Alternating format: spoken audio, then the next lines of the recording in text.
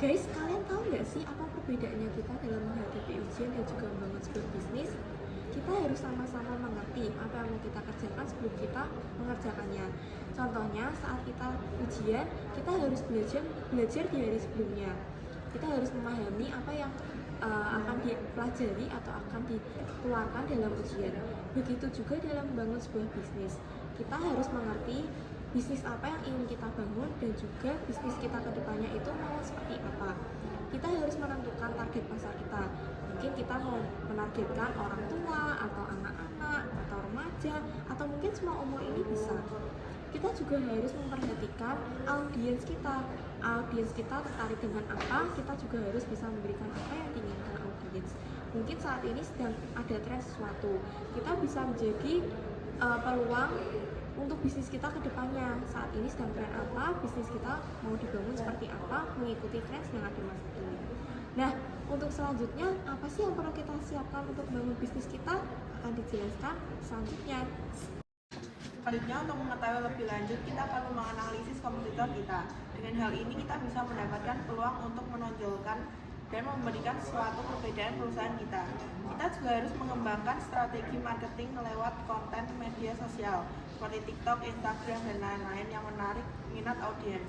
Kita juga harus membuat kalender konten agar konten yang kita berikan bisa relevan dengan target audiens dan tujuan bisnis.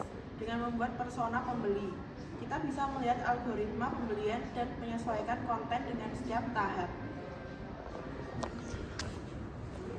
Nah, untuk menyesuaikan dengan era saat ini, kita bisa menggunakan iklan berbayar untuk memperluas jangkauan audiens, seperti iklan di YouTube, Instagram Ads, Google Ads, dan lain-lain. Dibantu juga dengan kata kunci yang relevan dan mudah dipahami oleh orang-orang, sehingga memudahkan dalam melakukan pencarian brand perusahaan kita. Kalian kepo nggak sih caranya kita untuk mengukur keberhasilan dari action marketing kita terhadap produk kita? Nah, ini bisa dilakukan seperti traffic website dan juga kita bisa announcement media sosial. Toolsnya itu apa aja sih? Nah, kita pakai Google Analytics. Selain itu kita juga bisa pakai Instagram. Itu ada fitur insight-nya. Kita bisa mengukur untuk siapa yang orang yang datang ke akun kita, dan kita juga harus melaporkan supaya kita tahu produk kita semakin penjualannya itu semakin naik atau semakin turun. Nah, di dalam bisnis itu nggak mungkin dong kita nggak punya yang namanya pengaturan skala waktu. Pengaturan skala waktu itu apa sih? Nah, pengaturan skala waktu itu kita itu mengatur waktu kita tuh berdasarkan ada timeline dan juga fleksibilitas. Nah, kita mulai dari timeline dulu. Nggak mungkin kan kita sebagai orang yang punya bisnis dan juga memasarkan bisnis kita melalui media sosial, terutama dari konten, kita nggak punya timelinenya. Jadi kita harus membuat timeline itu. Jadi hari ini itu kita membuat konten tentang memperkenalkan produk kita, dan hari kedua nanti kita membuat konten tentang manfaat dari produk kita itu apa sih. Nah, terus yang ketiga itu kita bisa sewa ataupun kita bisa manggil BA kita atau brand ambassador dari produk kita sendiri untuk menjelaskan tentang produk yang kita berikan.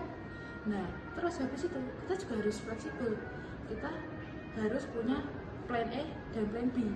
Kalau plan A kita nggak jalan, kita harus pakai plan B. Gimana caranya itu bisa sesuai dengan timeline kita dan nggak keluar dari jalur. Jadi perlu banget timeline dan fleksibilitas dalam kita mengatur sebuah bisnis. Nah, kita tuh punya tips-tips gimana kalian tuh bisa lebih meningkatkan action kalian dalam mempromosikan barang kalian di digital.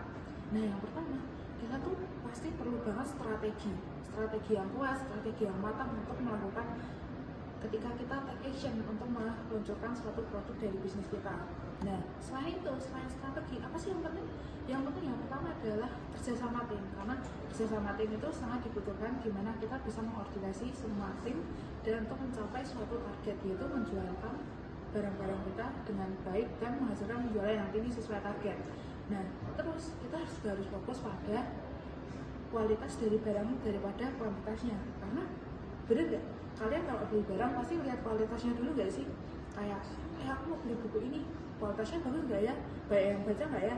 Nah, setelah kualitas, kita perlu juga ukur dan tingkatan. Gimana? Kita tuh harus mengukur kinerja itu gimana, mengukur penjualan kita tuh meningkat ataupun menurun. Nah, kalau misalnya ada salah dan perlu perbaikan, ya perbaiki dan optimasi bersama tim. Sekian dari kelompok kami, terima kasih.